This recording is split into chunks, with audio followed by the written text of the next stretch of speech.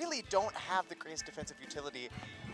I'm excited to see which player is going to be able to push the advantage early, get that speed control. There's Tailwind on both sides. There's Sand Stream and Sand Rush on Brian's side. You know, a lot of options to move first in this matchup. And starting out, we've got the Rillaboom and Ursaluna Blood Moon for Shane next to or across from the Tyranitar and Flamigo on Brian's side. And we're going to say it a little bit quietly, but you will notice that that actually is the Hisuian Zoroark coming out here instantly. So, game plan differs very differently between that Zoroark and the Flamigo, because the Flamigo is running that covert cloak, so most likely not going to get hit by that fake out in here. But again, you're probably thinking that this is the Flamigo, who is absolutely a risk to both these Pokemon with that super effective damage on Brave Bird and with close combat. So there might be a couple of switches in here, or Grass Starvation. Yeah, and honestly, I think for Brian's side, maybe would have preferred to have the Flamigo on the field here, being able to actually threaten the Rillaboom and the Ursaluna without forcing the Terastallization onto the Tyranitar.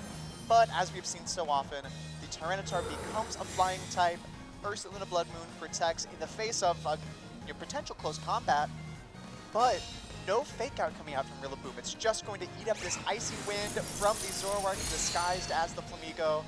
Lowers Rillaboom's speed, should now allow the Rillaboom or the Tyranitar to outspeed the Rillaboom, but Low Kick comes out into the Ursaluna slot. And that very, very well-timed Protect did not take any damage from that big low kick there, but does not. That Tyranitar also Terrestrialized into the flying type, resisting the Wood Hammer even on that massive damage from the Glassy Terrain boost, but now does not have that special bulk that it gets from being in Sandstorm as a rock type. Yeah, and honestly, the Tyranitar took a little bit more damage than I expected from that Wood Hammer.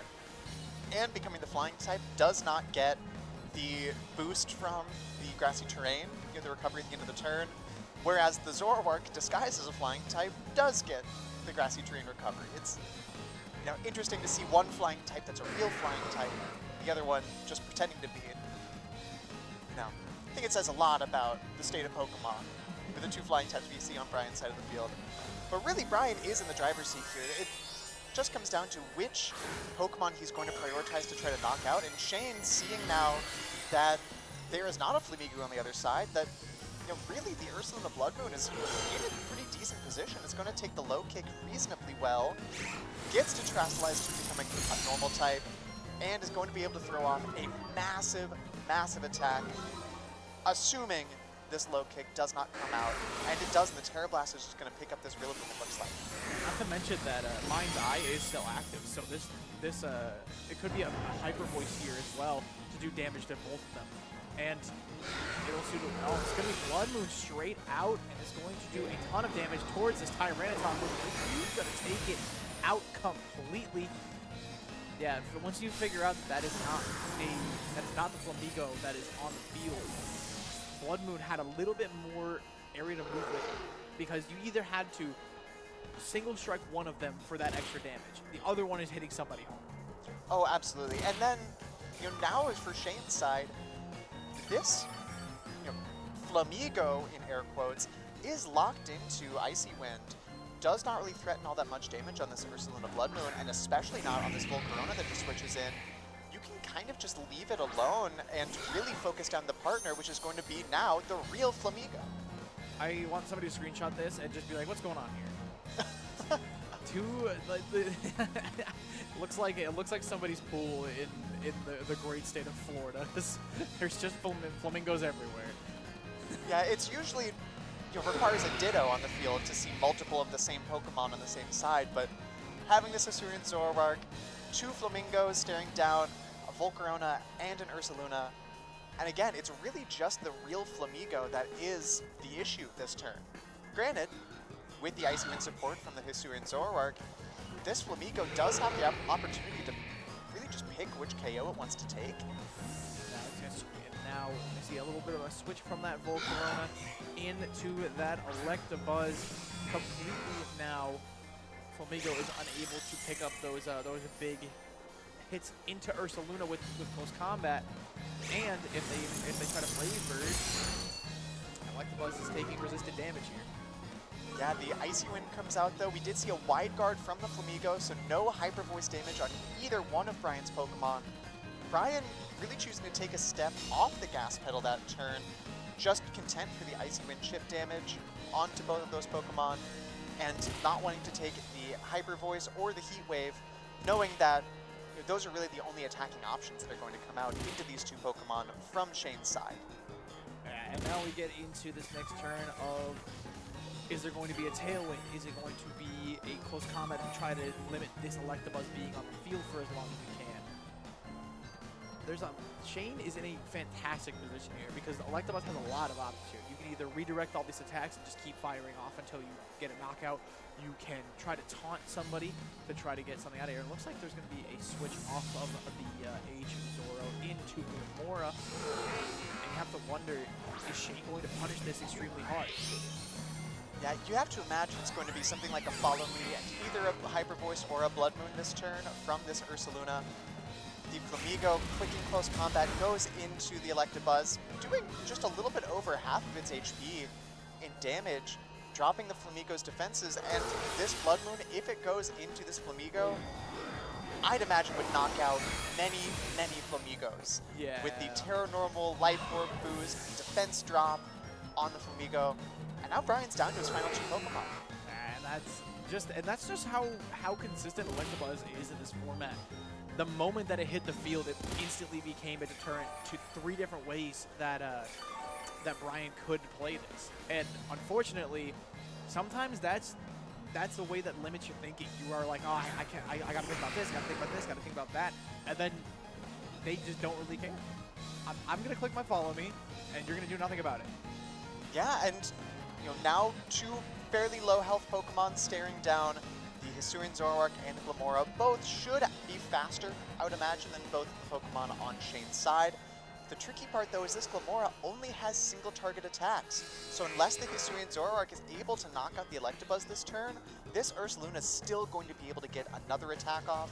And if it gets another attack, likely will pick up at least 1 more KO.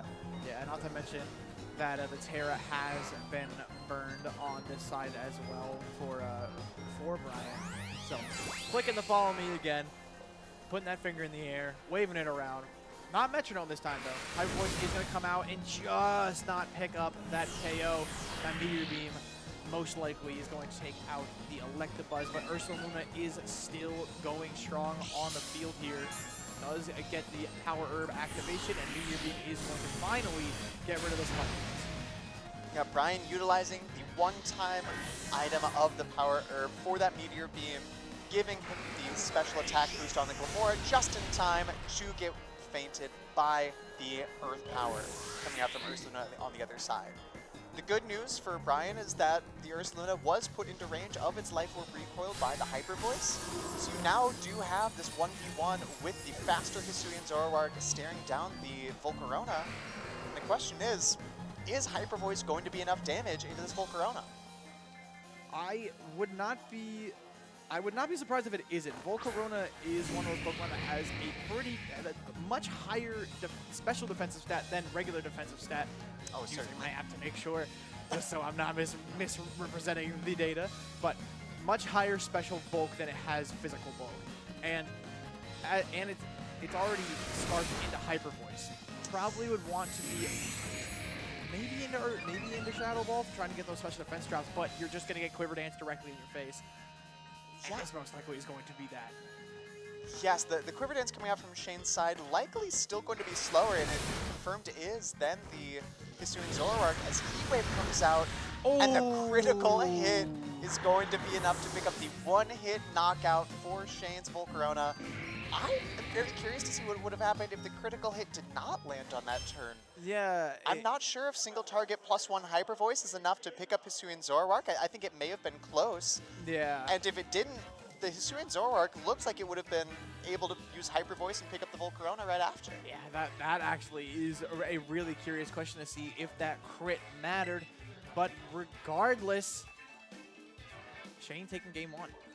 Yeah, and regardless of the fortune that may have favored one of those two players at the end of that game, the Volcarona is still in a very strong position there. And really finding any room for Volcarona to breathe against a Sand team with 2 rock types and a Flamigo is pretty impressive for Shane's side. Yeah, and you have to wonder, is this going to be a different lead in here? Maybe committing to Flamigo, to the real Flamigo this time, instead of going with the H Zoroark. Because I believe you can manipulate the Pokemon that is seen on the illusion.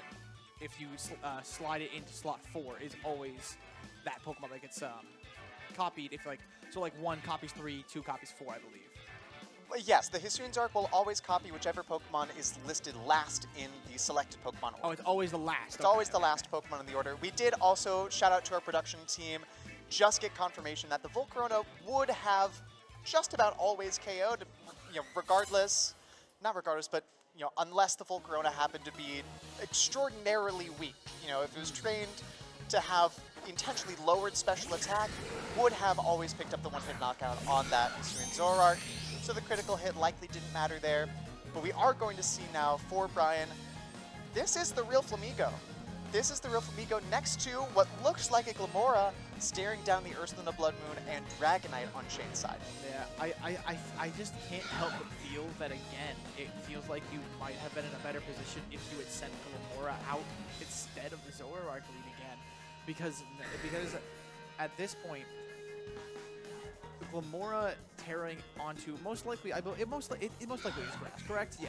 Tearing onto a grass type in this position, especially with a Dragonite that doesn't have a flying type move, and then risking the 50-50 kind of with that as well, feels like it would have been in a better position. But the Icy Wind does a good chunk of damage on both of them right now. And you could see this Flamigo picking up this... Oh, never mind. It went with Tailwind. Yeah, once again, once Flamigo hits the field for Brian, he's a little bit more interested in setting up for the next turn. As we finally do see a skill shot miss on stream, and the Hisuian Zoroark still is knocked out to this Earth Power from the Life Orb Blood Moon. And hey, maybe you get your wish, Jared. Now we get to see this Glimmora potentially come out onto the field right now with Tailwind set up, with both Pokemon on the other side at -1 speed, and we are going to see the Tyranitar instead. We're gonna see my favorite pseudo legendary. Regardless, love this guy too, but another insanely rough position right now for Shane to be in, specifically because now Dragonite missed its scale shot, by the way, so no speed boost. Your Tailwind is up. You have 2 super effective damages on the field. The only real thing that you can think about is either switching out or throwing Terras, and that Ursaluna was instantly brought away in favor for Electabuzz to come directly back out with a Spread Moon on the field that does super effective damage until the Terra. Yeah, we are going to see Terastallization come out on Brian's side. Tyranitar, as it's wont to do, becomes a flying type, wanting to stay clear of any Earth powers that might have come its way this turn. But the Flamigo attacks first, goes close combat into the Electabuzz. Still fairly respectable damage, given the bulk and the Eviolite just boosting that defensive capability from the Electabuzz. And Rock Slide, more than enough to pick up this Dragonite. Yeah, that Tyranitar attack stat is no joke. And that stab Rock Slide is even less so. And Electabuzz now, after being basically the MVP of the last game, is in an extremely more compromised position because any strong hit is taking that thing out. Oh yes, and the Rock Slide potentially put the Electabuzz into range of another close combat. The Sandstorm chip damage absolutely puts it in range. Now you have to bring out another Pokemon that, without Terastallization, is going to be weak to one of Tyranitar's attacks. It's going to be the Volcarona. Has to Terastallize here. It does have the Fairy Terra type to get away from a potential Rock Slide, just one-hit knockout. But there are other options on Brian's side. There's still the unrevealed 4th Pokemon that's in the back for him as well. Yeah, it looks like the switch is going to come out to bring Glimmora back into here. Because if he is probably considering that this Volcarona most likely wants to Terra, so he's bringing on the Poison type, who has Sludge Bomb in its disposal. And as you can see right there, it looks like he was absolutely right. And now you have, I think, one more turn of Tailwind, if I remember correctly. But you have to now risk throwing. Oh, but there's the protect that it actually slipped my mind because so many Electabuzzes don't run protect. But that's actually going to stall that turnout and be very, very helpful for the next one. Yep. Unfortunately for the Volcarona, of course, it does still take a pretty hefty chunk of damage from this Rock Slide, and the Sandstorm chip damage will add up after that. But I think that was a great turn repositioning for Brian, knowing that really he's not in that much danger, especially if Glimmora comes onto the field. You know, it will resist both of Volcarona's attacks, the Fire-type Heat Wave and the Terra Fairy Terra Blast that can come out onto the field. And you really do need, if you're Brian, to keep that Flamigo safe so that it can deal with this Ursaluna Blood Moon. The Blood Moon has not taken all that much damage. You know, it took one Icy Wind early on in this contest. So knowing that you need a strong fighting type move into this normal type Ursaluna, very heads up play. Now your Glimmora gets to protect itself this turn, not you're just wasting an attack into this Electabuzz. And Tyranitar will get just one more Rock Slide after the Heat Wave. The Volcarona just at +1 speed, going to be faster than Tyranitar in Tailwind. Yeah, but as you can see right there, did not do even at +1 that much damage to Tyranitar. That Assault Vest is carrying this guy around. And now you are in another unfortunate position where your Heat Wave is not threatening Tyranitar. Ursaluna has to come back out. But if you focus, the single targeting is a huge risk. Because if you try to target Tyranitar and get rid of it with the Blood Moon, you're leaving Glimmora with every resistance that it has to Volcarona to get something. Either knocking out Ursaluna with a little bit of a subpar special stat, or getting super effective damage on Sludge Bomb on the Volcarona who's Terra Fairy. Yes, you just threaten so much damage here. You know, the Sludge Bomb onto the Volcarona, the low kick onto the Ursaluna. There are just so many options on Brian's side. And once again, you're just deciding to reposition here, just take a step back and reevaluate the position of this game. Knowing that your priorities have changed. Now you don't have to worry about the Protect or the Volcarona this turn. Your Tyranitar should be faster than this Ursaluna, and low kick is going to be more than enough to clean it up. We are likely on our way to going to see a Game 3, unless Volcarona can do the unimaginable in the last couple of turns of this game. Yeah, a little bit of extra credit there for that critical hit on Tyranitar. A little bit unnecessary, really, but they definitely will take it for that KO. And now you're down to your last Pokemon. A couple of unfortunate plays there, but a very good Protect read to bring in the Flamigo and all but secure this game number 2. Yes, and I do think there were opportunities in that game, you know, when Glimmora switched out, or even when Glimmora clicked Spiky Shield, there were opportunities for Brian to maybe be a little bit more proactive, especially with, you know, the Tailwind turns running down there. You know, yes, you don't want to waste an attack with Glimmora into the Follow Me of Electabuzz, but if you do so, it allows your Tyranitar then to either get a single target Rock Slide off into the Volcarona, or a Terra Flying Terra Blast, which is even stronger than the Rock Slide into this Volcarona, and should be more than enough to pick up that Pokemon, given the amount of damage that a Sprint attack Rock Slide did the turn prior. You know, there are definitely opportunities for Brian to maybe accelerate the pace of the game, but playing very safely a lot of this contest, and really playing in his element, you know, playing at his own pace, is something that's very important for a lot of players to recognize, and you know, we got to see it just very well on display from Brian's side there in that game too. Yeah, absolutely. And I think on Shane's end, he got a little bit, not complacent, but definitely was a lot less assertive about the positionings that he had. Definitely was playing a little bit on back foot. A lot of situations that Brian created favored him in basically every position. Because, again, the overwhelming amount of things that you can do in the positions that Brian made Shane think, well, I have to start playing a little bit more safe. And if you start to move down the safer avenues, that becomes, now have I been put into the situation intentionally? Are they going to get super aggressive, or are they going to do something that sets up an endgame? Yeah, and the difficult part for Shane is there really weren't a ton of opportunities for him to make those more proactive plays. You know, once that Tailwind went up on Brian's side, there's just such a massive advantage because of the amount of damage that Brian's team can do into Shane's. You know, as we said, there aren't a ton of great, bulky, defensive switch-ins on either of these two teams. It's whichever team is going to be able to get that immediate advantage is going to be just at such a huge advantage. So we see a little bit of a switch-up now for Shane's side. The Sneasler making its first appearance in this set, next to the Volcarona, as it's going to be the exact same lead for Brian as Game 2, the Flamigo next to the quote-unquote Glamora on the field. And I think this is a much, much better position for this Zoroark to finally be on the field and as the Glamora as. Partly because this Sneasler, I believe, yeah, so it is actually, no, this Sneasler's Focus Sash, but it's also a fake out one. And in that case, that's going to happen. Now because you've lost the fake out pressure, you've now lost the procs of your Focus Sash. Regardless of who was hit there, you're losing a Pokemon. Yep, and we do get confirmation, with the Covert Cloak Volcarona not caring about the Icy Wind speed drop, but slower than the Flamigo on Brian's side, likely trained with the Tailwind to be very, very speedy. And once again, Brian has taken a huge advantage on turn 1.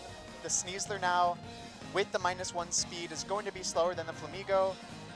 And there's just so much pressure coming out from Brian's side, specifically with this Flamigo. Yeah, especially because I believe now that means that this, depending on how fast this Sneasler is, depending on if it's like boosted attack or boosted speed, this Sneasler could possibly be slower than this Flamigo. I would imagine it is, especially given the fact that the Flamigo is faster than Volcarona. It's likely trained to be quite speedy, and we are going to see the Ursaluna Blood Moon protect here.